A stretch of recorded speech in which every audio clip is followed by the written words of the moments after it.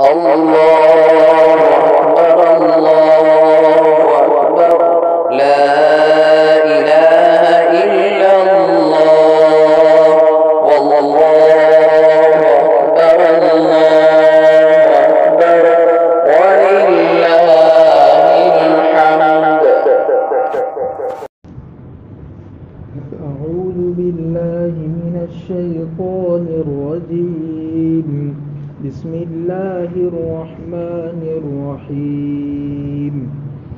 اقرأ باسم ربك الذي خلق خلق الإنسان من علق اقرأ وربك الأكرم الذي علم بالقلم علم الإنسان ما لم يعلم صدق اللہ العظیم.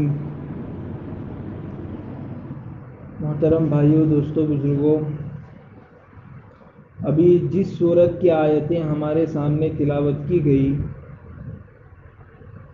وہ اس سورت کا نام ہے سورۃ العلق، اور اس سورت کی دوسری آیت میں خلق الانسان من علق میں لفظ علق آیا ہے. اس نسبت سے اس سورت کا نام سورۃ العلق ہے. یہ مکی سورت ہے اس لیے کہ اس کی آیتیں حضور اکرم صلی اللہ علیہ وسلم کے ہجرت فرمانے سے پہلے نازل ہوئی، اور علماء کا اس سلسلے میں اکثر علماء کا اتفاق ہے اس بات پر کہ حضور اکرم صلی اللہ علیہ وسلم پر جب اللہ کی طرف سے وحی نازل ہونا شروع ہوئی تو سب سے پہلے حضور اکرم صلی اللہ علیہ وسلم پر جو وحی نازل ہوئی وہ یہی 5 آیتیں ہیں جن کی ابھی آپ کے سامنے میں نے تلاوت کی. اس کے بعد اس سورت کا جو باقی والا حصہ ہے، باقی جو آیتیں ہیں، کل اس سورت میں 19 آیتیں ہیں، تو باقی آیتیں بعد میں حضور اکرم صلی اللہ علیہ وسلم پر اتری، لیکن یہ 5 آیتیں سب سے پہلے، اکثر علماء کا یہی کہنا ہے کہ سب سے پہلے یہ 5 آیتیں حضور اکرم صلی اللہ علیہ وسلم پر نازل ہوئی. بعض حضرات کا کہنا ہے کہ سب سے پہلے وحی یہ نہیں ہے بلکہ قرآن کریم کے 29ویں پارے میں سورہ مدثر ہے، یا ایھا المدثر قم فانذر، وہ نازل ہوئی. تو اس کا جواب علماء کی طرف سے یہ دیا جاتا ہے کہ وہاں جب یہ کہتے ہیں کہ سب سے پہلے سورہ مدثر نازل ہوئی، اس کا مطلب یہ ہے کہ جب حضور اکرم صلی اللہ علیہ وسلم پر سب سے پہلے یہ 5 آیتیں نازل ہوئی تو اس کے بعد ایک بہت لمبا زمانہ ایسا رہا جس میں حضور پر کوئی وحی نہیں آئی، یہاں تک کہ بعض کافر حضور اکرم صلی اللہ علیہ وسلم کو طعنہ دینے لگے کہ آپ کے رب نے آپ کو چھوڑ دیا. اس کے بعد جب دوبارہ وحی کا سلسلہ شروع ہوا، اس زمانے کو فترت کا زمانہ کہتے ہیں، سیرت کی کتابوں میں لکھا ہوا ہے کہ اس زمانے کو فترت کا زمانہ کہتے ہیں. اس کے بعد جب وحی کا دوبارہ سلسلہ شروع ہوا تو سورہ مدثر سے شروع ہوا، اس لیے کہتے ہیں کہ سورہ مدثر سب سے پہلے نازل ہونے والی آیتیں ہیں. لیکن حقیقت میں سب سے پہلے نازل ہونے والی آیتیں کون سی ہیں؟ اقرأ باسم ربک الذی والی 5 آیتیں. بعض حضرات نے جو یہ کہا ہے کہ سورہ فاتحہ سب سے پہلے نازل ہوئی، تو ان کی بات کا مطلب بھی یہ ہے کہ مکمل سورت قرآن میں جو سب سے پہلے نازل ہوئی وہ سورہ فاتحہ ہے. باقی اس سے پہلے یہ آیتیں نازل ہو چکی تھی، سورہ اقرا کی 5 آیتیں، یہ جو شروع کی 5 آیتیں ہیں. تو خلاصہ یہ ہے کہ تقریباً سبھی علماء کا اس پر اتفاق ہے، سب مل کر یہ بات کہتے ہیں کہ قرآن کریم میں حضور اکرم صلی اللہ علیہ وسلم پر سب سے پہلے نازل ہونے والی آیتیں جس سے آپ کو نبوت ملی اور آپ کا مشن جہاں سے شروع ہوا وہ یہی 5 آیتیں ہیں.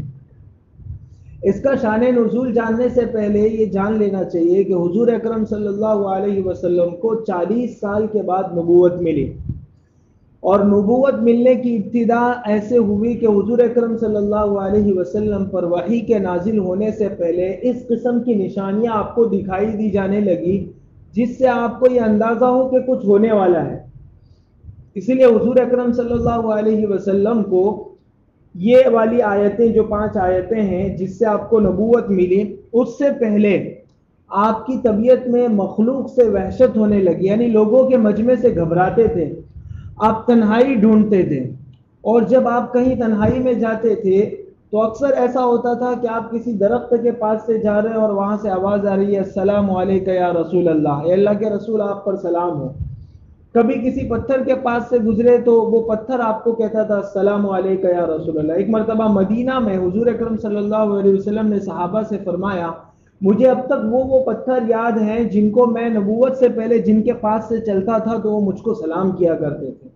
تو اس قسم کی نشانیاں حضور اکرم صلی اللہ علیہ وسلم کے سامنے ظاہر ہونے لگی تھی، اور آپ کو خواب آنا شروع ہو گئے تھے۔ حضرت عائشہ رضی اللہ عنہا کی روایت ہے کہ حضور اکرم صلی اللہ علیہ وسلم کو اقرا بسم ربک الذی والی وحی سے 6 مہینہ پہلے آپ کو ایسے خواب آنے لگے تھے جس کے لیے کوئی تعبیر کی ضرورت نہیں پڑتی تھی، یعنی رات کو جو دیکھا دن میں جب جاگتے تھے تو وہ ہو رہا ہوتا تھا سامنے، یعنی بالکل سیدھا سیدھا سچا خواب۔ اسی لیے حضور اکرم صلی اللہ علیہ وسلم نے فرمایا خواب کے سلسلے میں کہ نبی کا خواب نبوت کا 46واں حصہ ہوتا ہے۔ تو چونکہ آپ کے خواب اتنے سچے تھے کہ جو رات کو دیکھتے تھے وہ دوسرے دن صبح، ایسا 6 مہینے تک ہوتا رہا کہ 6 مہینے تک آپ کو اس قسم کے سچے خواب آتے رہے، اور اسی دوران آپ کی طبیعت میں یہ تقاضا پیدا ہوا کہ میں کہیں لوگوں سے کٹ کر کہیں جا کر تنہائی میں بیٹھوں۔ اس کے لیے آپ نے اس جگہ کا انتخاب کیا جہاں آپ کے دادا عبد المطلب، سیرت کی کتابوں میں لکھا ہوا ہے، جہاں آپ کے دادا عبد المطلب زمانہ جاہلیت میں ان کا جو رمضان آتا تھا اس حساب سے وہاں اعتکاف کے لیے بیٹھا کرتے تھے، اور وہ جگہ تھی غار حرا۔ تو غار حرا میں آپ کے دادا بھی اعتکاف کے لیے جایا کرتے تھے، تو ان کے مذہب کے حساب سے تو حضور اکرم صلی اللہ علیہ وسلم کو وہ جگہ پسند آئی، اور اس جگہ کو پسند کرنے کی ایک وجہ یہ بھی تھی کہ اس زمانے میں اتنی زیادہ عمارتیں نہیں بنی ہوئی تھیں، اور غار حرا والا پہاڑ جس کو جبل نور کہتے ہیں وہ بہت اونچا پہاڑ ہے، اور عرب کے اس علاقے میں اس کے اڑوس پڑوس میں کوئی پہاڑ نہیں ہے، یعنی پورا ریتیلا میدان ہے، پورا پتھریلا میدان ہے، اور اس کے بیچ میں یہ پہاڑ ہے اور بہت اونچا پہاڑ ہے۔ اس پر چڑھ کر جب غار حرا میں آپ بیٹھتے تھے تو وہاں سے سیدھا کعبہ، خانہ کعبہ نظر آتا تھا۔ تو حضور اکرم صلی اللہ علیہ وسلم وہاں بیٹھ کر اللہ کی یاد میں مشغول رہتے تھے، نماز روزہ اور دوسری چیزیں، شریعت تو اس وقت تھی نہیں، لیکن جو تعلیمات آپ کو حضرت ابراہیم علیہ السلام کی سچی تعلیمات جو ان کے زمانے میں باقی تھی، وہ اس حساب سے جو ہے وہ اللہ کو یاد کرتے تھے، اور اس فکر میں مشغول رہتے تھے کہ لوگوں کو اس بت پرستی کی برائی سے نکال کر کیسے اللہ کی طرف جوڑا جائے۔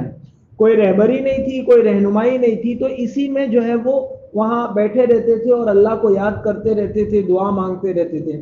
وہ جگہ پہل تو آپ صبح جاتے تھے، شام کو واپس آتے تھے، لیکن پھر وہ جگہ آپ کو اتنی پسند آنے لگی کہ آپ نے اپنی جو زوجہ مطہرہ تھی، آپ کی پاک بیوی تھی حضرت خدیجہ رضی اللہ عنہا، اس وقت آپ کا ایک ہی نکاح ہوا تھا، حضرت خدیجہ رضی اللہ عنہا سے آپ نے فرمایا کہ مجھے کچھ کھانے پینے کے لیے توشہ دے دو، کچھ سامان دے دو، اور پھر آپ جا کر کئی دن تک وہیں رہتے تھے۔ پھر جب وہ توشہ ختم ہو جاتا تھا تو دوبارہ گھر میں تشریف لاتے تھے۔ اس طرح تقریباً بعض علماء کہتے ہیں کہ 1 مہینے یہ سلسلہ رہا، اور بعض کہتے ہیں کہ 6 مہینے تک یہ سلسلہ رہا کہ آپ آتے جاتے رہے، اور وہاں زیادہ تر وقت وہیں غار حرا میں آپ گزارتے تھے۔ ایک دن ایسا ہوا، پیر کا دن تھا اور رمضان کا مہینہ، چونکہ قرآن کے نازل ہونے کی ابتدا رمضان میں ہوئی ہے، جیسا کہ ہم نے پچھلے والی مجلس میں انا انزلناہ فی لیلۃ القدر میں پڑھا۔ تو ایک روایت کے حساب سے پیر کا دن تھا اور رمضان کا مہینہ تھا، اور ایک روایت میں ہے کہ ربیع الاول کا مہینہ تھا۔ خیر، تو پیر کے دن رمضان کے مہینے میں یا ربیع الاول کے مہینے میں حضور اکرم صلی اللہ علیہ وسلم اس غار میں بیٹھے ہوئے اللہ کی یاد میں مشغول تھے کہ اچانک ایک آدمی کی شکل میں ایک بندہ آیا، اور اس نے کہا السلام علیکم یا رسول اللہ، اللہ کے رسول آپ پر سلامتی ہو، میں جبرائیل ہوں اور میں گواہی دیتا ہوں، میں خبر دیتا ہوں کہ آپ اللہ کے سچے رسول ہیں۔ اور اس کے بعد حضور اکرم صلی اللہ علیہ وسلم سے انہوں نے، حضرت جبرائیل نے کہا اقرا، پڑھیے۔ حضور اکرم صلی اللہ علیہ وسلم نے جواب میں کہا کہ میں تو پڑھا ہوا نہیں ہوں۔ آپ صلی اللہ علیہ وسلم پڑھے ہوئے نہیں تھے، ایک تو ویسے ہی عرب میں کوئی پڑھنا لکھنا جانتا نہیں تھا، زبان بہت اچھی تھی، بہت اعلیٰ عربی بولتے تھے عرب لوگ، لیکن لکھنے کا ہنر ان میں نہیں تھا، لکھنا پڑھنا وہ نہیں جانتے تھے۔ عربوں میں حضور اکرم صلی اللہ علیہ وسلم پر جس وقت وحی نازل ہوئی اس وقت مکے میں مشکل سے 15 یا 17 لوگ ایسے تھے جو لکھنا پڑھنا جانتے تھے، اس میں حضرت عمر کا بھی نام آتا ہے۔ تو یہ وہ لوگ تھے جو لکھنا پڑھنا جانتے تھے۔ حضور اکرم صلی اللہ علیہ وسلم نے اپنے بچپن میں کسی سے لکھنا پڑھنا سیکھا نہیں تھا، اور یہ اسی لیے آپ کو نبی امی کہتے ہیں۔ وہ نبی جنہوں نے کسی سے لکھنا پڑھنا نہیں سیکھا، سارا علم ان کو کہاں سے ملا؟ اللہ کی طرف سے براہ راست ملا۔ اور اس میں اللہ کی ایک حکمت تھی، حضور اکرم صلی اللہ علیہ وسلم کو اگر پڑھنا لکھنا آتا ہوتا اور پھر آپ نبوت کا دعویٰ لوگوں کے سامنے کرتے تو لوگ یوں کہتے کہ یہ تو کہیں سے گھڑ کے اپنی طرف سے بنا کے لایا ہے۔ جن لوگوں نے 40 سال تک ایک ایسے آدمی کو دیکھا جسے کچھ لکھنا پڑھنا نہیں آتا تھا، اور اب وہ ایسی علم والی باتیں، ایسی ہدایت والی، ایسی برکت والی باتیں کرنے لگے، تو ان کے لیے یہ حضور اکرم صلی اللہ علیہ وسلم کی ذات ایک معجزہ تھی۔ اسی لیے اللہ نے ایسا انتظام فرمایا۔ اللہ چاہتے تو آپ کو ایران اس وقت بہت بڑا ایمپائر کہا جاتا تھا، عظیم الشان سلطنت کہی جاتی تھی۔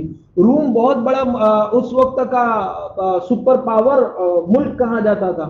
اللہ چاہتے تو وہاں آپ کو پیدا فرماتے، لیکن اللہ نے ایسا انتظام کیا کہ تہذیب و تمدن سے بہت دور، جہاں دنیاوی ترقی کی کوئی روشنی نہیں پہنچی تھی، عرب کے اس صحرا میں حضور اکرم صلی اللہ علیہ وسلم کو پیدا فرمایا، اور وہاں بھی آپ کو کسی ایسے شخص کی صحبت نہیں ملی جو لکھنا پڑھنا جانتا تھا، تاکہ کل کو کوئی یہ نہ کہہ سکے کہ اللہ کی طرف سے آئی ہوئی باتیں نہیں بتا رہے ہیں، بلکہ یہ اپنی طرف سے گھڑ کر بتا رہے ہیں۔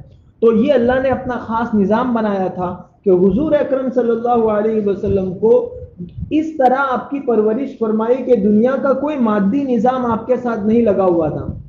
آپ کی والدہ کی بھی وفات ہو گئی تاکہ کل کوئی یہ نہیں کہہ سکے کہ اس کو اس کی ماں نے پالا تھا۔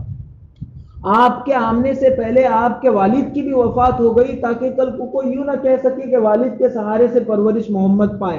اللہ نے اپنی خاص مہربانی سے حضور اکرم صلی اللہ علیہ وسلم کی پرورش کی، اور سیرت کی کتابوں میں لکھا ہوا ہے کہ آپ کے چچا ابو طالب نے آپ کو پالا۔ ایسا نہیں ہے، ابو طالب کے بچوں کو آپ نے پالا۔ جب حضور اکرم صلی اللہ علیہ وسلم کچھ بڑے ہو گئے تو آپ کی بکریاں چرانے جاتے تھے، ہم سب نے سیرت کی کتاب میں پڑھا ہے۔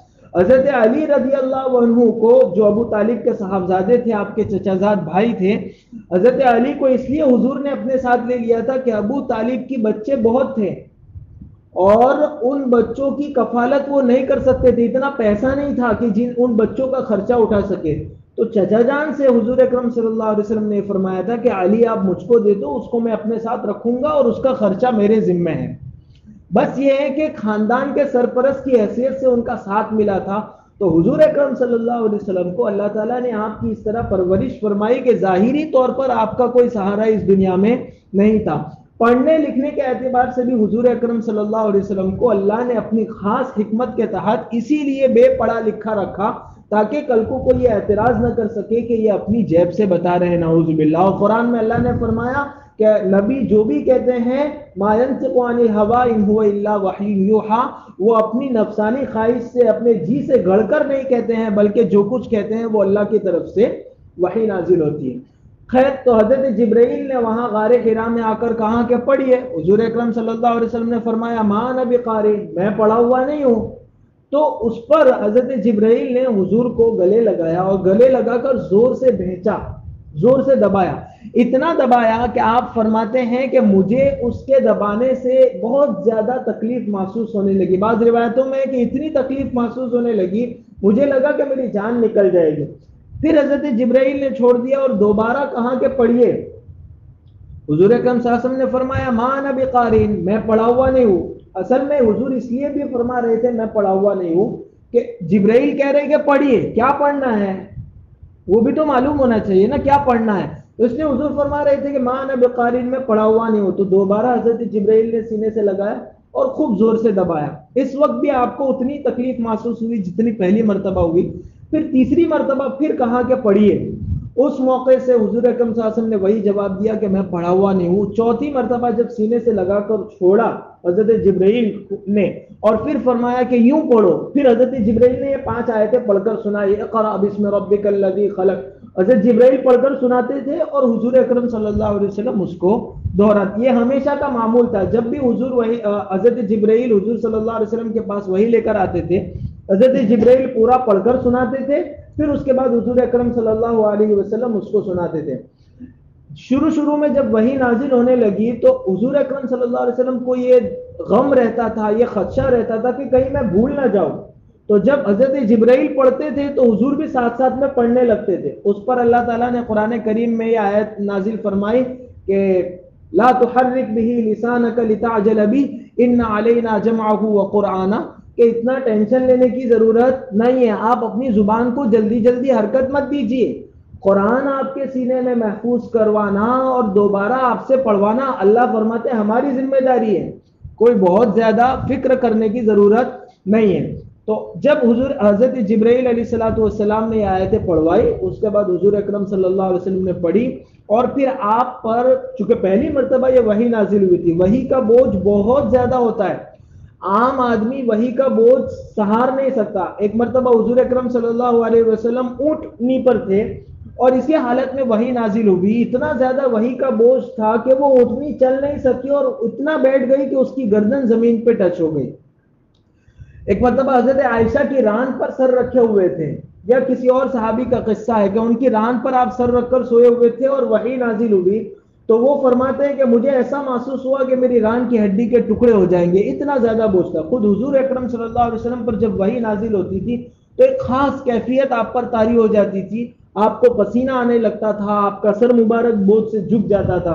صحابہ کو معلوم تھا وہ نشانیاں کہ جب یہ چیزیں ظاہر ہونے لگے تو سمجھو کہ حضور پر وحی نازل ہو رہی ہے، اور یہ پہلی مرتبہ آئی تو پہلی مرتبہ کی وحی تو بہت زیادہ بوجھ محسوس ہوا اور بہت زیادہ اپنے آپ کے متعلق حضور اکرم صلی اللہ علیہ وسلم کو خدشہ محسوس ہونے لگا کہ کہیں میں ہلاک نہیں ہو جاؤں۔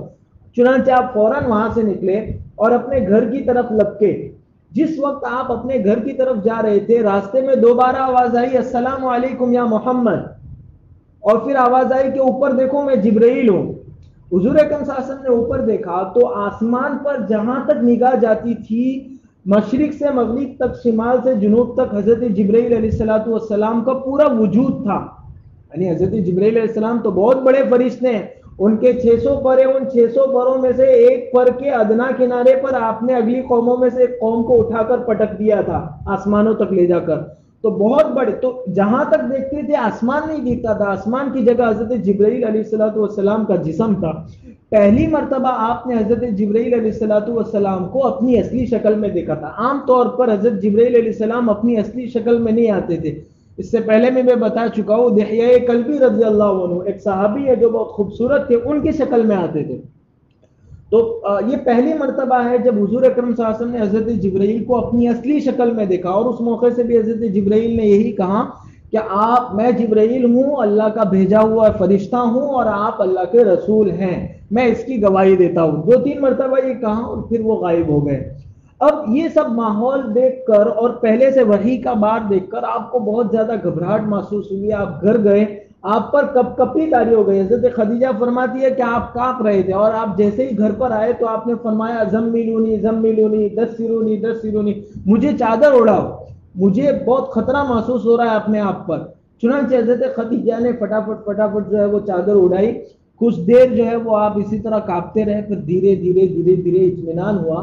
پھر حضرت خدیجہ کو حضور اکرم صلی اللہ علیہ وسلم نے، چونکہ آپ کی بیوی تھی، آپ کی رازدار تھی گھر کی، تو حضور اکرم صلی اللہ علیہ وسلم نے فرمایا کہ مجھے ایسا لگتا ہے کہ میں مر جاؤں گا، میں ہلاک ہو جاؤں گا۔ تو حضرت خدیجہ نے تسلی دی کہ ایسا نہیں ہو سکتا ہے، آپ کیسے ہلاک ہو سکتے ہیں؟ آپ تو جو مصیبت میں لگے ہوئے ہیں، مصیبت کے مارے ہوئے لوگ ہیں، ان کی آپ مدد کرتے ہیں، آپ رشتہ داروں کے ساتھ اچھا سلوک کرتے ہیں، آپ غریبوں کا سہارا بنتے ہیں، آپ جن کو اللہ تعالیٰ کی طرف سے روزگار کا کوئی نظم نہیں ہوتا، کاروبار کا کوئی نظم نہیں ہوتا، کھانے کا کوئی نظم نہیں ہوتا، آپ ان کو روزگار بنا کر دیتے ہیں۔ آپ کسی کا سامان نہیں اٹھ رہا ہوتا ہے تو آپ اس کا سامان اٹھاتے ہیں، آپ اس کا بوجھ اٹھاتے ہیں، آپ بے سہاروں کا سہارا بنتے ہیں، آپ سچ بولتے ہیں، آپ امانت دار ہیں۔ یہ ساری وہ خوبیاں ہیں جو حضرت خدیجہ نے گنوائی، جو نبوت سے پہلے آپ میں پائی جاتی تھی، اور انہی خوبیوں کی بنیاد پر حضرت خدیجہ نے کہا کہ آپ کو اللہ ضائع نہیں کرے گا، آپ ہلاک نہیں ہوں گے۔ اسی لیے علماء نے فرمایا کہ حضرت خدیجہ نے یہ جو خوبیاں گنوائی، اگر کوئی ایک خوبی بھی آدمی اپنے آپ میں پیدا کر لینا تو وہ ہلاک نہیں ہوگا، وہ برباد اور ضائع نہیں ہوگا۔ حضرت خدیجہ نے یہ جو خوبیاں گنوائی وہ بہت قیمتی خوبیاں ہیں، جس میں سے ایک یہ ہے کہ آپ دوسروں کو روزگار دیتے ہیں۔ حکومتیں تو بہت وعدہ کرتی ہے کہ ہم تم کو اتنے روزگار دیں گے، اتنی نوکری دیں گے، لیکن اگر ہم کو اللہ نے کچھ دیا ہے، ہم روزانہ، ہمارے یہاں فکس ہے، ہم ہر سال میں ایک بندے کو زکوٰۃ دیتے ہیں، 2000 روپیہ 5000 روپیہ ہر سال ہم دیتے ہیں، تو ایسا کیوں نہیں سوچتے ہیں کہ ایک مرتبہ اس کو اتنی زیادہ رقم دوں کہ وہ کچھ اپنا کاروبار کر سکے؟ وہ کب تک زکوٰۃ کے پیسوں پر پلتا رہے گا؟ تو کبھی میں اس کو تھوڑی سی زیادہ رقم دوں، یا جیسے شہر میں رہنے والا ہے تو اس کو میں رکشہ لا کر دے دوں تاکہ کم از کم وہ اپنے پیروں پر کھڑا تو ہو جائے۔ اس کو کہتے ہیں روزگار فراہم کرنا۔ یا گھر پہ جو ہے وہ بیوہ عورت ہے، گھر پہ سلائی مشین لا کر دے دیا تو اب وہ اپنا خود کا گھر چلا سکتی ہے اس مشین کی بنیاد پر۔ تو ایسا کوئی کام جس سے بندہ اپنے پیروں پر کھڑا ہو سکے، تو حضور اکرم صلی اللہ علیہ وسلم یہ بھی کرتے تھے کہ بے روزگاروں کو روزگار فراہم کرتے تھے، آپ بے سہاروں کا سہارا بنتے تھے۔ تو خیر حضرت خدیجہ رضی اللہ عنہ نے یہ سارے اوصاف گنوائے اور کہا کہ آپ اطمینان رکھیے، تسلی رکھیے، اللہ آپ کو ضائع نہیں کرے گا۔ پھر وہ سارا قصہ حضور کی زبانی سنا کہ آخر ہوا کیا۔ پھر جب انہوں نے یہ ساری باتیں سنی تو حضرت خدیجہ، بعض روایت میں ہے، ایک غلام تھے جن کا نام تھا عداس، نینوا کے رہنے والے تھے۔ نینوا حضرت یونس علیہ السلام کا شہر ہے۔ وہ غلام تھے، وہاں طائف میں ایک باغ تھا جو مکہ کے ایک سردار تھا، وہاں اکثر رہتے تھے، کبھی کبھی آتے تھے ادھر۔ طائف کے موقع سے جب حضور کا سفر ہوا تھا اور طائف کے لوگوں نے آپ کو پتھر مارے تھے، بعد میں آپ نے جس باغ میں آرام فرمایا تھا اور جہاں آپ نے پیروں کے زخم دھوئے تھے، اس موقع سے ایک بندے نے آ کر آپ کو انگور پیش کیے تھے، وہ یہی عداس تھے۔ تو یہ عداس پہلی کچھ کتابوں کو جانتے تھے، حضرت خدیجہ کو معلوم تھا کہ یہ کچھ جانتے ہیں، تو ان کے پاس گئے اور ان کو کہا کہ مجھے جبرائیل کے بارے میں بتاؤ۔ عداس نے جیسے ہی جبرائیل کا نام سنا تو عداس چیخنے لگے اور کہنے لگے قدوس قدوس، سبحان اللہ سبحان اللہ، یہ تو وہ شخص ہے، یہ وہ فرشتہ ہے جو اگلے نبیوں کے پاس آیا کرتا تھا، آپ کیوں پوچھ رہی ہے؟ حضرت خدیجہ نے کوئی جواب نہیں دیا۔ وہاں سے پلٹ کر وہ گھر آئی، حضور اکرم صلی اللہ علیہ وسلم کو اپنے ساتھ لے کر گئی۔ حضرت خدیجہ کے ایک چچا زاد بھائی تھے جن کا نام ہے ورقہ ابن نوفل۔ یہ پرانی جو آسمانی کتابیں ہیں ان ساری آسمانی کتابوں کو جانتے تھے، انجیل اور توریت کے حافظ تھے، اور بڑی عمر ہو گئی تھی، آنکھوں میں بینائی نہیں رہی تھی، نابینا ہو گئے تھے، اور عربی بھی جانتے تھے، تو انجیل اور توریت کو سریانی اور عبرانی زبان میں سے عربی میں منتقل کر کے لوگوں کو دیتے تھے اور لوگوں میں روشنی پھیلاتے تھے۔ وہ بڑی مدت سے انتظار کر رہے تھے کہ اس علاقے میں کوئی نبی آنے والا ہے، تو ورقہ ابن نوفل کے پاس حضور اکرم صلی اللہ علیہ وسلم کو لے کر حضرت خدیجہ گئی اور حضور سے فرمایا کہ وہ سارا قصہ سناؤ۔ انہوں نے ورقہ ابن نوفل کو کہا کہ ایسا ایسا ہوا، پہلے ایسا ہوتا تھا، پھر میں وہاں غار ہرا میں بیٹھا اور اس طرح ایک شخص آیا وغیرہ، وہ پورا قصہ سنایا۔ اس پر ورقہ ابن نوفل نے کہا آپ کو مبارک ہو، آپ اللہ کی طرف سے اس زمانے میں آخری نبی بنا کر مبعوث کیے گئے ہیں، اور میں آپ پر ایمان لاتا ہوں، اور کاش کہ میں اس دن زندہ ہوتا جس دن آپ کی قوم آپ کو نکال دے گی۔ حضور کو بڑا تعجب ہوا کہ یہ لوگ نکالیں گے جو مجھے آج پوچھتے ہیں، جو مجھے آج سچا اور امین اور امانت دار کہتے ہیں۔ ان میں جب مکے میں کوئی جھگڑا ہوتا تھا نا تو فیصلہ حضور اکرم صلی اللہ علیہ وسلم پر چھوڑ دیتے تھے، اتنا زیادہ حضور کو ماننے والے لوگ تھے۔ جب وہ کعبہ کی نئی تعمیر ہو رہی تھی اور حجر اسود کو رکھنے کا مسئلہ آیا تو سب لوگ جھگڑ رہے تھے، سب لوگ یہ کہہ رہے تھے کہ ہر قبیلہ کہہ رہا تھا کہ میں رکھوں گا۔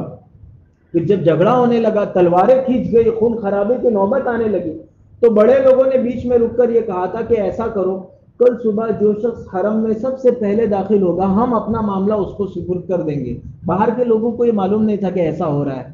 دوسرے دن صبح سب سے پہلے حرم مکی میں جو داخل ہوا وہ حضور اکرم صلی اللہ علیہ وسلم کی ذات تھی۔ ابھی آپ نبی نہیں ہوئے تھے، آپ کے چہرے کو دیکھ کر سب قبیلوں کے سردار نے کہا کہ یہ سچا اور امانتدار آدمی ہے، ہم سب اپنا فیصلہ اس کو دینے کے لیے تیار ہیں۔ اور پھر حضور نے فیصلہ بھی ایسا فرمایا تھا کہ وہ پتھر جو ہے وہ ایک بڑی چادر منگوا کر بیچ میں رکھا اور سب قبیلے والوں کے سرداروں کو کہا کہ اب سب جو ہے وہ ایک ایک کنارے سے پکڑ لیں، اور پھر لے کر وہاں تک گئے، اور پھر آخر میں حضور نے جھگڑا نمٹانے کے لیے خود اپنے ہاتھوں سے اس کو اس کی جگہ پر رکھ دیا۔ تو حضور کو بہت تعجب ہوا کہ یہ لوگ جو مجھے اتنا سچا مانتے ہیں مجھے نکالیں گے۔ تو حضور اکرم صلی اللہ علیہ وسلم نے ورقہ سے پوچھا کہ کیا میری قوم مجھ کو نکالے گی؟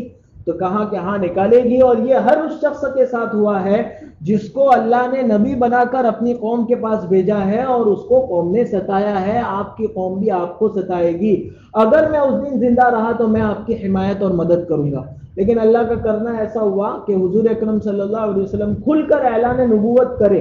3 سال تک تو آپ نے کھل کر اعلان نہیں فرمایا، اعلان فرمایا لیکن دعوت کا کام کھل کر نہیں کرتے تھے، آپ خاموشی سے کرتے تھے۔ 3 سال کے بعد جب اللہ نے قرآن میں آیت نازل فرمائی وَأَنذِرْ عَشِيرَتَكَ الْأَقْرَبِينَ، پھر آپ نے وہ سب کو جمع کیا کوہ صفا پر، صفا پہاڑی پر سب کو جمع کیا اور کہا کہ اے آل بنی ہاشم آؤ، اور پھر آپ نے کھل کر علانیہ جو ہے وہ دعوت کا کام شروع کیا۔ 3 سال تک آپ چھپ چھپ کر دعوت کا کام کرتے تھے۔ تو اس سے پہلے ہی ورقہ ابن نوفل کا انتقال ہو گیا۔ بعض روایتوں میں ہے کہ ان کے متعلق حضور اکرم صلی اللہ علیہ وسلم سے پوچھا گیا تو حضور اکرم صلی اللہ علیہ وسلم نے فرمایا کہ وہ میرے اوپر ایمان لائے تھے اور ایمان کی حالت میں انتقال ہوا۔ بعض روایت میں ہے کہ ان کے بارے میں جب حضور سے پوچھا گیا تو آپ نے فرمایا کہ میں نے ان کو خواب میں سفید کپڑے میں دیکھا، جو ان کے ایمان والا مومن ہونے کی نشانی ہے۔ تو یہ ان آیات کا شان نزول ہے۔ حضور اکرم صلی اللہ علیہ وسلم مکے میں واپس آئے اور کچھ لوگوں کو معلوم ہونے لگا کہ محمد پر کچھ اترا ہے اور وہ اپنے آپ کو اللہ کا رسول کہتے ہیں۔ حضرت ابوبکر صدیق رضی اللہ، سب سے پہلے حضور پر ایمان لانے والی حضرت خدیجہ ہیں، کیونکہ سب سے پہلے انہوں نے یہ قصے سنے۔ حضرت خدیجہ کو تھوڑا ڈاؤٹ تھا کہ یہ جو جبرائیل کے نام سے آ رہا ہے کوئی ایسا تو نہیں ہے کہ کوئی جن میں آ کر خالی جو ہے وہ ٹوپی پہناتا ہو، تو بہت شک تھا ان کو۔ تو ورقہ کے پاس گئی اور کہا کہ کیا دلیل ہے کہ وہ جبرائیل ہی ہے جس کو آپ کہہ رہے ہیں؟ کم میں دلیل بتاتا ہوں۔ ورقہ نے کہا ایسا کرو آئندہ یہ جبرائیل آتے رہیں گے، وہی لے کر نہیں آتے تھے لیکن حضور کے پاس آتے رہتے تھے۔ اسی فطرت کے زمانے میں نماز اور وضو بھی سکھایا حضرت جبرائیل نے۔ تو کہا ایسا کرنا کہ آئندہ جب کبھی تمہارا شوہر تم سے یوں کہیں کہ مجھے جبرائیل نظر آ رہا ہے، اس وقت بال کھول دینا، اپنے اوڑھنی ہٹا دینا۔ اگر وہ وہاں موجود رہیں تو سمجھو کہ وہ جبرائیل نہیں ہے۔ فرشتے جو ہے وہ اس حالت میں موجود نہیں رہتے ہیں بال کھلے ہوئے ہونے کی حالت میں، اور اگر وہ کہیں کہ نہیں چلے گئے تو سمجھو کہ وہی جبرائیل ہے۔ تو ایک مرتبہ موقع دے کر جب حضور نے فرمایا کہ جبرائیل آئے ہوئے ہیں تو حضرت خدیجہ نے حضور اکرم صلی اللہ علیہ وسلم سے فرمایا کہ آپ میرے داہنے طرف آ جاؤ۔ داہنے طرف حضور بیٹھ گئے۔ پھر کہا کہ آپ دکھتے ہیں جبرائیل؟ کہاں دکھتے ہیں؟ آپ میرے بائیں طرف آ جاؤ۔ بائیں طرف کہا آپ دکھتے ہیں؟ کہاں آپ دکھتے ہیں؟ پھر اسی دوران انہوں نے اوڑھنی ہٹا دی اور پھر کہا کہ اب دکھتے کہ اب نہیں دکھتے۔ تو حضرت خدیجہ کو ویسے تو یقین تھا لیکن وہ چاہتی تھی کہ میں اور پکا کر لوں۔ تو سب سے پہلے حضور اکرم صلی اللہ علیہ وسلم پر ایمان لانے والی شخصیت ہے حضرت خدیجہ۔ حضرت ابوبکر صدیق رضی اللہ عنہ اس زمانے میں مکے میں نہیں تھے، وہ گئے ہوئے تھے یمن تجارت کے سلسلے میں، اور اتفاق سے جب وہ تجارت کے لیے جب یمن گئے تو یمن میں جس جگہ وہ ٹھہرے وہاں قریب میں ایک عبادت گاہ تھی جہاں کوئی پرانی آسمانی مذاہب کا عالم بیٹھا ہوا تھا۔ اس نے حضرت ابوبکر کو دیکھ لیا۔ انہوں نے کہا کہ شاید تم مکے سے آیا ہو؟ کہا جی ہاں میں مکے سے آیا ہوں۔ اور شاید تم فلانے قبیلے سے ہو؟ کہا جی میں قریش سے ہوں۔ تو کہا قریش کے کون سے قبیلے سے ہیں؟ تو حضرت ابوبکر نے کہا کہ میں بنو تیم سے ہوں۔ کہا اچھا بنو تیم سے ہیں آپ؟ اور بھی 2-4 کچھ نشانی پوچھی اور پھر کہا کہ آپ اپنا کپڑا اٹھاؤ۔ حضرت ابوبکر نے کہا کہ ہوا کیا ہے؟ میں ہمیشہ آتا ہوں تیرے پاس، کبھی تم ایسا کچھ سوال نہیں کرتے، آج اچانک ایسے سوال کیوں کرو؟ کہا میں بتاتا ہوں، خالی ایک نشانی دیکھنا ہے، تم اپنا کپڑا اٹھاؤ۔ کپڑا اٹھایا تو وہاں تل کا ایک نشان تھا۔ پھر انہوں نے کہا اس شیخ یمن نے کہ تمہارے علاقے میں ایک آخری نبی مبعوث ہوں گے اور ان کے 2 بہت قریبی ساتھی ہیں، ایک جوان اور ایک ادھیڑ عمر کے۔ ادھیڑ عمر کے تو آپ ہو جس میں یہ نشانیاں، ایک جوان بھی آئے گا جو حضور اکرم صلی اللہ علیہ وسلم کی، جو اس نبی کی بہت زیادہ مدد کرے گا۔ اس سے مراد حضرت عمر کی طرف اشارہ تھا۔ یہ باتیں حضرت ابوبکر صدیق کے دل کو لگی اور وہ اس قسم کی باتیں حضرت ابوبکر صدیق رضی اللہ عنہ سنتے رہتے تھے۔ یہ اس سفر میں جانے سے پہلے جب وہ سانح مکہ میں قبائل قریش کے بڑے بڑے سرداروں کے ساتھ بیٹھے تھے تو اس وقت ایک بندہ تھا امیہ ابن السلت۔ یہ شاعر تھا، زاہد آدمی تھا، دنیا کی طرف رغبت نہیں تھی، بت پرستی سے بھی نفرت کرتا تھا اور اچھے اشعار کہتا تھا۔ اس کے اشعار کو بعد میں حضور نے بہت پسند فرمایا تھا، ایمان نصیب نہیں ہوا۔ اس نے وہ امیہ ابن ابی سلط، ابو سفیان کو اور دوسرے سرداروں کو، سب بڑے بڑے لوگوں کی علامتیں پوچھتے رہتا تھا۔ تو ایک مرتبہ اس کو ابو سفیان نے کہا کہ کائے کو یہ سب علامتیں پوچھتے رہتا ہے؟ تو اس نے کہا کہ مجھے آسمانی کتابوں میں لکھا ہوا ہے کہ قریش میں ایک نبی آنے والا ہے، میں وہ نبی ڈھونڈتا ہوں، اور مجھے اکثر وہ عتبہ ابن ربیعہ کے متعلق پوچھتا تھا، اور عتبہ کی عمر ایک دن پوچھی ابو سفیان کو تو کا 40 سے اوپر ہو گئی، کا پھر یہ وہ نہیں ہے، یہ وہ نبی نہیں ہے۔ پھر اس کو یہ خیال ہونے لگا کہ شاید میں ہی وہ بندہ ہوں جس کو آخری نبی بنا کر بھیجا جائے گا، تو وہ دیکھتا تھا کہ کوئی میرے جیسا تو نہیں ہے جس میں یہ چیزیں علامت، تو اس نے بھی حضرت ابوبکر صدیق سے ایک مرتبہ اسی سفر سے پہلے تذکرہ کیا تھا، تو حضرت ابوبکر صدیق یہ سب بن بناہٹ سن ہی رہے تھے، اور جب شیخ یمن نے مکے میں یہ کہا، یمن میں یہ کہا، پھر اب جب آپ واپس ہو رہے تھے راستے میں بھی ایک غیبی بات ہوئی، کسی نے جو ہے وہ خبر دی کہ ایک نبی آ رہا ہے، تم اس کے ہاتھ پر ایمان قبول کر لینا۔ خیر حضرت ابوبکر صدیق جب اپنا یہ سفر پورا کر کے گھر پہنچے تو دیکھا کہ ابو جہل، عتبہ اور بڑے بڑے سردار آئے ہوئے، بہت حیران ہوئے کہ اچانک ہمیشہ سفر سے واپسی پر تو یہ لوگ نہیں آتے تھے۔ پوچھا کیا ہوا، کیوں آئے ہو؟ کہا بس وہ ایک بات ہوئی ہے اسی کے لیے تو آئے ہیں تمہارے پاس، وہ تمہارا جو دوست ہے نا محمد، وہ یتیم لڑکا، وہ کہتا ہے کہ اللہ نے میرے اوپر وحی بھیجی اور مجھ کو رسول بنایا، ہم لوگ اب تک جو ہے وہ مذبذب ہیں کہ کیا جواب دے، سوچا کہ تم سچے امانت دار آدمی ہو، تم سے مشورہ کر لیتے ہیں اور پھر جو ہے وہ کوئی فیصلہ کرتے ہیں۔ حضرت ابوبکر نے بات ٹال دی، کوئی جواب نہیں دیا، کہا دیکھتے ہیں۔ پھر فوراً وہاں سے حضرت ابوبکر حضور اکرم صلی اللہ، پہلے ورقہ کے پاس گئے، پھر حضور اکرم صلی اللہ علیہ وسلم کی خدمت میں حاضر ہوئے اور کہا کہ اے سچے دوست، کیا تم ایسا ایسا کہتے ہو، کیا تم کیا کہتے ہو؟ اس پر حضور نے فرمایا کہ میں وہ کہتا ہوں جو تم کو یمن کے شیخ نے کہا۔ تو حضرت ابوبکر حیرت میں کہ تم کو کیسے معلوم یمن کے شیخ نے مجھ کو کیا کہا؟ پھر وہ یمن کے شیخ نے کچھ اشعار بھی دیے تھے کہ مجھے یہ اشعار اس نبی تک پہنچا دینا۔ کہا مجھے معلوم ہے، اس نے آپ کو کچھ اشعار بھی دیے ہیں جو آپ کو کہا ہے کہ مجھے سنا دینا۔ تو بہت زیادہ حیران ہو کہ آپ کو کس نے بتایا؟ کہا اسی جبرائیل نے بتایا جس کے متعلق میں کہہ رہا ہوں کہ وہ یہ 5 آیتیں لے کر نازل ہوا۔ اس پر پھر حضرت ابوبکر صدیق رضی اللہ عنہ نے کلمہ پڑھا اور مسلمان ہوئے۔ یہ مکہ میں پہلا مرد ہے جو حضور اکرم صلی اللہ علیہ وسلم کے ہاتھوں پر ایمان لایا۔ تو یہ ان آیتوں کی تھوڑا سا اس کا پس منظر تھا، اس کا شان نزول تھا۔ جس امیہ ابن ابی سلط کی میں ابھی بات کر رہا تھا اس کا بھی تھوڑا سا تذکرہ ہو جائے۔ اس کو تو یہ محسوس ہوتا تھا کہ میں ہی ہونے والا وہ نبی۔ پھر ابو سفیان نے اس کو کہا کہ تو بہت ڈھونڈتا تھا نا جس نبی کو، وہ آ گیا ہے۔ تو امیہ ابن ابی سلط نے کہا کہ نہیں، اب مجھے شرم آ رہی ہے، میں نے اپنی قوم کے لوگوں کو بول دیا ہے کہ وہ میں ہوں، اور اس پر جو ہے وہ مضامین کا بہت اچھا نزول ہوتا تھا، وہ بہت اچھی اچھی باتیں کرتا تھا، تو اس کو خود یہ گمان ہونے لگا تھا کہ وہ نبی میں ہوں۔ اس نے کہا کہ مجھے شرم آتی ہے کہ وہ نبی میں ہوں، اور اب جو ہے وہ دوسرا نبی ہو گئے، اس لیے میں نہیں ملتا اس سے، میں ایمان قبول نہیں۔ تو پھر وہ مکے سے باہر نکل گیا ایک سفر پر ایک جگہ راستے میں رکا تو وہاں اس کو ایک راہب ملا، وہ وہاں رکتے رہتا تھا ہمیشہ، جیسے ہمارے پڑاؤ ہوتے ہیں نا کہ اسی ہوٹل پر رکنا ہے بمبئی جاتے ہوئے، تو ویسے وہ وہاں پڑاؤ کرتا تھا۔ اس مرتبہ وہ اس کو پکڑ کر اندر ایک کمرے میں لے گئے جہاں کبھی نہیں لے گیا تھا، اور کھول کر اندر لے گئے، وہاں چند تصویریں لگی ہوئی تھی، اور اس سے کہا امیہ تو جس نبی کی بات کر رہا ہے کہ ہمارے یہاں ایک ایسا ہے، ان میں سے کس نے اس کی شکل ملتی جلتی ہے؟ وہاں کچھ انبیاء کی شکلیں اور صورتیں بنی ہوئی تھی، ہاتھ کی بنی ہوئی۔ اس نے کہا کہ یہ ہے جس سے میں مل کر آیا ہوں۔ تو کہا بس یہی ہے، ہمارے یہاں بھی ہمارے بڑوں نے ہم کو یہ بتایا کہ آخری نبی ہے، تم جتنا جلدی ہو سکے اس کے ہاتھ پر ایمان قبول کر لو۔ اور خود امیہ نے ابو سفیان سے یہ کہا تھا کہ میں تو نہیں قبول کرتا، لیکن ابو سفیان تو قبول کر لے، یہ سچا نبی ہے، اور نہیں کرے گا تو ایک دن وہ آئے گا کہ تجھے بھیگی بلی کی طرح، بکرے کی طرح باندھ کر اس نبی کی خدمت میں پیش کیا جائے گا اور تو ذلیل ہو کر ایمان قبول کرے گا۔ بعد میں فتح مکہ کے موقع سے ایسا ہی ہوا، ابو سفیان کو پکڑ کر حضور کی خدمت میں لائے گئے، اس حال میں کہ حضرت عمر پیچھے ننگی تلوار لیے آ رہے تھے کہ یہ اللہ کا دشمن ہمارے لوگوں کے درمیان کیسے آ گیا، اللہ کے رسول اجازت دیجیے میں اس کا سر قلم کر دیتا ہوں۔ اور پھر حضور نے حضرت عمر سے کہا کہ ٹھہر جاؤ۔ تو اس حالت میں ابو سفیان نے جو ہے وہ اسلام قبول کیا تھا۔ تو یہ امیہ ابن سلط نے کہا تھا کہ آج ہی ایمان لیا ورنہ کل کو ذلیل ہو کر لانا پڑے گا، لیکن خود نہیں لایا تھا ایمان۔ اس راہب نے بھی اس کو کہا امیہ ابن ابی سلط کو کہ تو جا کر ایمان قبول کر لے، تیرے لیے بہتری اسی میں، جب تو جانتا ہے یہ سچا نبی ہے، میں کہہ رہا ہوں یہ سچا نبی ہے۔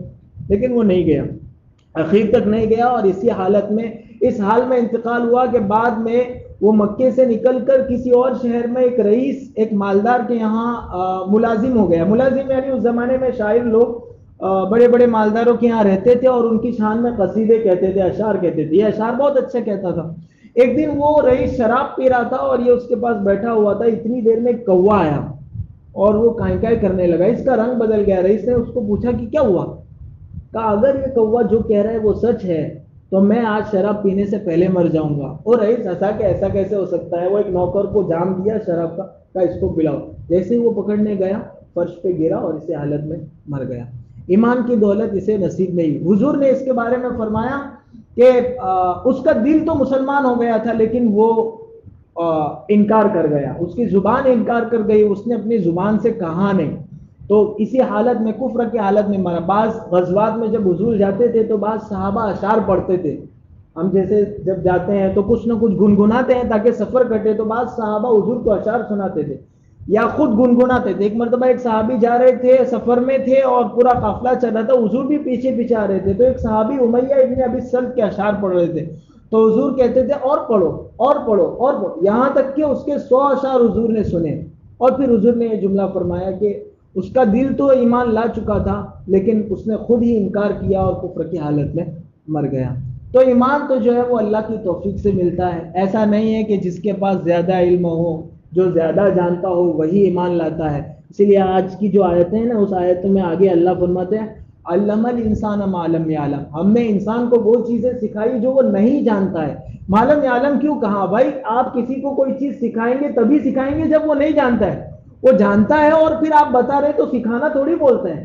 تو یہاں معلم یعلم کی ضرورت نہیں تھی، پھر بھی اللہ نے اس لیے بتایا کہ دیکھو اپنی اوقات میں رہنا، کہیں بہت زیادہ نالج آنے سے یہ نہیں سمجھ لینا کہ میں بہت پاورفل ہو گیا، میں بہت بڑا ہو گیا، میں بہت زیادہ جاننے والا ہو گیا، نہیں تو پھر آدمی اپنے آپ کو گمراہی میں ڈالے گا۔ تو معلم یعلم اس لیے کہا گیا تاکہ تم اپنی وہ حالت یاد رکھو۔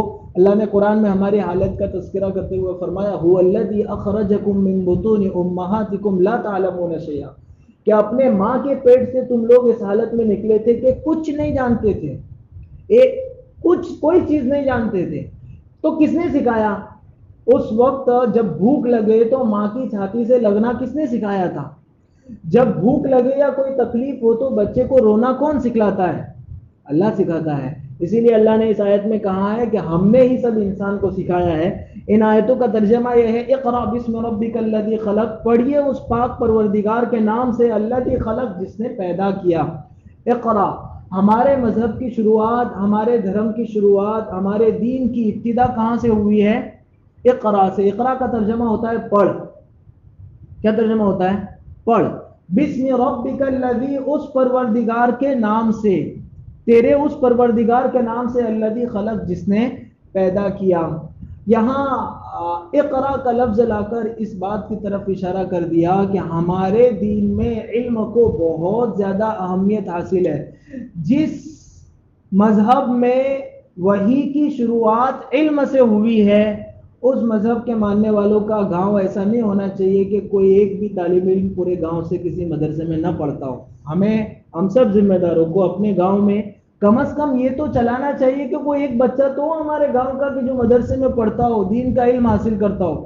باقیوں کو بھیجیے، آپ کالج یونیورسٹی بھیجیے، جہاں بھیجنا ہو بھیجیے، لیکن کوئی ایک بچہ تو ہو جو ہمارے یہاں دین کا علم سیکھتا ہو تاکہ اس کی برکت سے گاؤں والوں کو برکتیں حاصل ہو۔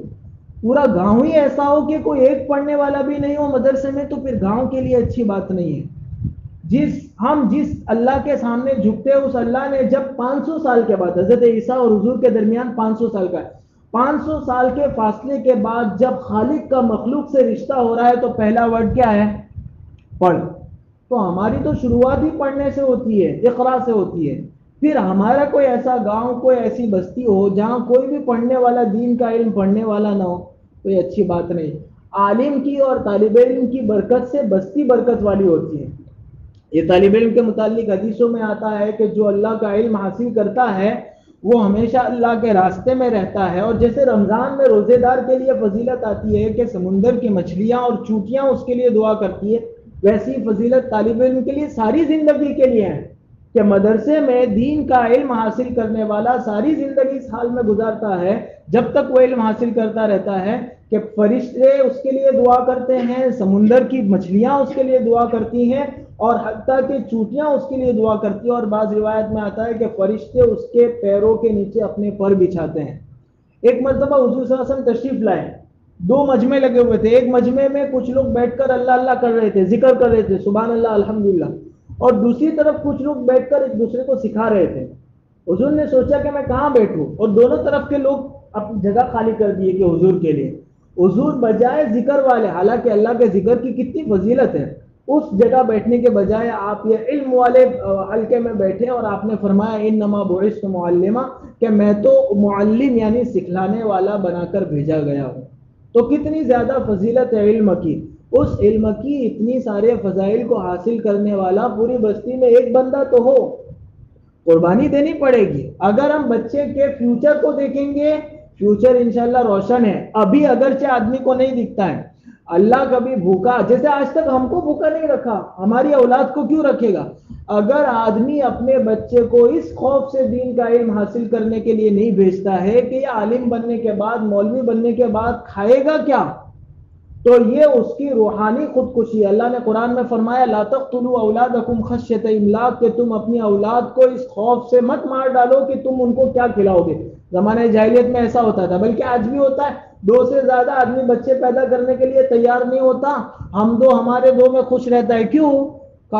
اتنا ہے ہی نہیں، پھر ہم بچے پیدا کر دیں گے تو کھلائیں گے کہاں سے؟ آج تک اپنے ہاتھ سے کھلایا تھا، اللہ نے کھلایا تھا، وہی اللہ بعد میں بھی کھلائے گا۔ تم جب چھوٹے تھے تو تم کو کون کھلاتا؟ تمہارے ماں باپ تھوڑی کھلاتے تھے، اللہ کھلاتا تھا۔ تو اپنی اولاد کو صرف اس خدشے سے اور اس خطرے سے، دین کے علم سے محروم کر دینا کہ یہ پتہ نہیں عالم ہونے کے بعد، حافظ ہونے کے بعد ان کے فیوچر کا کیا ہوگا، یہ لوگ کیا کھائیں گے، یہ ایسا ہے جیسا اپنی اولاد کو اپنے ہاتھوں سے گلا گھونٹ کر مار ڈالنا۔ یہ ان کو دین کے علم سے محروم رکھنا ایسا ہے جیسا کہ اپنی اولاد کو مار ڈالنا۔ اس لیے جو ہے وہ، اگر ایک آدمی مجبور ہے تو دوسرا کر سکتا ہے، دوسرا مجبور ہے تو تیسرا کر سکتا ہے۔ گاؤں میں ہمارے یہاں کتنے گھر ہیں؟ 50 سے زیادہ گھر تو ہوں گے ہمارے گاؤں میں، اور 50 گھروں میں کم از کم ایک بچہ تو ہوں جو دین کا علم حاصل کر رہا ہوں۔ میں نہیں کر سکتا، میں کسی کو معاشی طور پر سپورٹ کروں اور اس کو کہوں کہ تو اپنے بچے کو بھیج، کچھ بات آئے گی خرچے کی بچے کو دینے کی تو میں دیتا ہوں، کچھ تو کہیں تو ہمارا کچھ لگے، ہماری بستی میں کچھ تو علم کی روشنی آئے۔ کب تک دو بندے پوری بستی سنبھالیں گے؟ نیا مجمع تیار ہونا چاہیے نا۔ اللہ ان دو حضرات کی عمر دراز کرے، میں نہیں کہتا کہ یہ لوگ مر جائیں گے، اللہ تعالیٰ ان کا سایہ ہمارے اوپر باقی رکھے، لیکن کل کو بستی کا کوئی عالم نہیں رہا تو ہم تو جو ہے وہ دین کی روشنی سے، علم کی روشنی سے محروم ہو جائیں گے۔ تو ہمارے پاس کچھ علم کی روشنی رہنی چاہیے۔ ہمارے مذہب کی، ہمارے دین کی شروعات ہوتی ہے اقرا سے۔ تو کوئی بندہ، کوئی ایک ساتھی ایسا ہونا چاہیے جو یہ طے کرے کہ میرا مستقبل جو ہونا ہے ہو جائے گا اور کچھ نہیں ہوگا۔ آج تک کا یہ تجربہ ہے کہ دین کا علم حاصل کرنے والا عزت کے ساتھ کھاتا ہے، اور دنیا کا علم حاصل کرنے والا گارنٹی نہیں ہے، کبھی عزت کے ساتھ کھاتا ہے اور کبھی نوکری لے کر در در کی ٹھوکریں کھاتا ہے۔ سرکار کہتی ہے نوکری دیں گے، نہیں دیتے ہیں، پرائیویٹ والے کہتے ہیں نوکری دیں گے، نہیں دیں گے، آدمی اتنا در در کی ٹھوکریں کھاتا ہے، مجبور ہو کر اپنا ذاتی بزنس شروع کر دیتا ہے۔ اتنے سالوں تک پڑھا کیا کام آیا؟ اس سے اچھا تو کچھ ہنر حاصل کر کے کچھ پہلے ہی جو ہے وہ اتنے سالوں تک، میں دنیاوی علم حاصل کرنے سے منع نہیں کر رہا، کرنا چاہیے، لیکن اس بنیاد پر اپنے بچے کو دین کے، اس میں آدمی کیا کرتا ہے، کبھی ڈالتا بھی ہے تو یہ سوچ کر کہ یہ جو ہوشیار والا ہے وہ انجینئرنگ کرے گا اور یہ جو ڈبہ ہے وہ مدرسے میں جائے گا۔ بھائی دین کا علم ڈبوں کے لیے ہے، دین کا علم تو ذہین لوگوں کے لیے ہے، قرآن اور حدیث کا سمجھنا معمولی بات تھوڑی ہے۔ اب جب آپ ایسے ڈبے کو مدرسے میں بھیجو گے، پھر بعد میں وہ کچھ اچھا نہیں کر پائے گا تو آپ کہ یہ تو دیکھو میرا بچہ ایسا ہے، تو آپ نے خود ہی چوز کیا تھا اس کو بھیجتے، یہ کچھ انقلاب کرتا، کچھ ماحول میں سدھار لاتا، کچھ اچھا پڑھتا۔ تو یہ جو ہماری سوچ ہے نا علم دین کے بارے میں، وہ سوچ صحیح نہیں ہے، اس سوچ کو سدھارنے کی ضرورت ہے، اور اپنے بچوں کو دین کا علم حاصل کرنے کے لیے بھیجنے کی ضرورت ہے۔ آپ سب حضرات جو بیٹھے ہیں، اگرچہ بہت محدود مجمع ہے، لیکن آپ نیت کریں کہ میرے بس میں ہوگا تو انشاءاللہ میں اپنی اولاد کو دین کا علم ضرور سکھلاؤں گا۔ اللہ تعالی ہماری نیتوں کو قبول فرمائے۔ آیات کا ترجمہ باقی ہے اور کچھ تفسیر بھی باقی ہے، وہ انشاءاللہ اگلے ہفتے کر لیں گے۔ سبحانک اللہم و بحمدک و تبارک اسمک و تعالی جدک و لا الہ غیرک اللهم صل على محمد وعلى ال محمد كما صليت على ابراهيم وعلى ال ابراهيم انك حميد مجيد. اللهم بارك على محمد وعلى ال محمد كما باركت على ابراهيم وعلى ال ابراهيم انك حميد مجيد. ربنا ظلمنا انفسنا وان لم تغفر لنا وترحمنا لنكونن من الخاسرين. ربنا آتنا في الدنيا حسنه وفي الآخرت حسنۃ وقنا عذاب النار. اے اللہ ہم سب کے گناہوں کو معاف فرما، اے اللہ ہماری خطاؤں سے درگزر فرما، اے اللہ ہماری سیئات کو حسنات سے مبدل فرما، اے اللہ ہماری بستی کو علم کے نور سے منور فرما، اے اللہ ہمارے یہاں گھر گھر میں حافظ اور عالم پیدا فرما، اے اللہ دین اور علم دین کی اہمیت کو سمجھنے کی توفیق عطا فرما، اے اللہ دین اور علم دین کے لیے اپنی اولاد کی قربانی دینے والا ہم سب کو بنا دے، اے اللہ عافیت کے ساتھ ہم سب کو دین اور علم دین کے لیے قربانی دینے والا بنا دے، اے اللہ ہماری نسلوں کے لیے عالم اور حافظ ہونے کے فیصلے فرما، اے اللہ ہماری نسلوں کے لیے عالم اور حافظ ہونے کے فیصلے فرما، اے اللہ یہاں جتنا مجمع موجود ہے اللہ ان سب نے نیتیں کی ہے، اللہ ان کی نیتوں کو قبول فرما، ان کے لیے راستے آسان فرما، ان کے لیے سہولتیں پیدا فرما، ان کے اس ارادے کو قبول فرما کر ان کی نسلوں میں عالم اور حافظ اور تیرے نیک بندوں کے پیدا کرنے کا ذریعہ بنا۔ اے اللہ ہم نے جو کچھ مانگا وہ بھی عطا فرما، جو مانگنے سے رہ گیا وہ بھی عطا فرما۔ حضور اکرم صلی اللہ علیہ وسلم نے خیر کی لائن سے جتنی دعائیں مانگی اور بتلائی ہمیں اور پوری امت کو عطا فرما، جن شرور سے پناہ چاہے ان سے ہماری اور پوری امت کی حفاظت فرما۔ محض اپنے فضل اور کرم سے حضور پاک صلی اللہ علیہ وسلم کے صدقہ طفیل ہماری دعاؤں کو قبول فرما۔ ربنا تقبل منا انك انت السميع العليم وتب علينا انك انت التواب الرحيم وصلى الله تعالى على خير خلقه سيدنا ومولانا محمد وآله وصحبه اجمعين برحمتك يا ارحم۔ ہمارے ایک استاد کی بات یاد آ گئی، مفتی عباس صاحب بسم اللہ، سب جانتے ہیں ان کو، دامت برکاتہ۔ وہ یہ کہتے ہیں کہ کوئی آدمی اس پوزیشن میں نہیں ہے کہ اپنی اولاد کو پڑھا سکے، اور وہ چاہتا ہے کہ اس کی نسل میں دین باقی رہے، علم باقی رہے اور عالم اور حافظ اس کی نسل میں پیدا ہو، تو اس کا آسان راستہ ہے کہ وہ علماء کی خدمت کرے اور ان سے محبت رکھے۔ اللہ والے اگر بستی میں آئے تو ان کی خدمت میں حاضر ہو، ان سے دعا کرواوے، ان کے پاس بیٹھے۔ تو اس علماء کی عظمت دل میں بٹھانے اور ان کی خدمت کرنے اور اللہ والوں کی خدمت میں آتے رہنے سے انشاءاللہ ایک نہ ایک دن یہ ضرور آئے گا کہ اس کا بیٹا نہیں صحیح تو ہوتا، کوئی نہ کوئی اس کی نسل میں ضرور عالم اور حافظ بنے گا۔ تو اگر ہماری پوزیشن نہیں ہے تو کم از کم یہ ضرور کریں، انشاءاللہ اس کی برکت سے ہماری اپنی زندگی میں انشاءاللہ ہم اپنی نسلوں میں کسی عالم اور حافظ کو دیکھیں گے۔ اللہ تعالیٰ ہم سب کو توفیق عطا فرمائے۔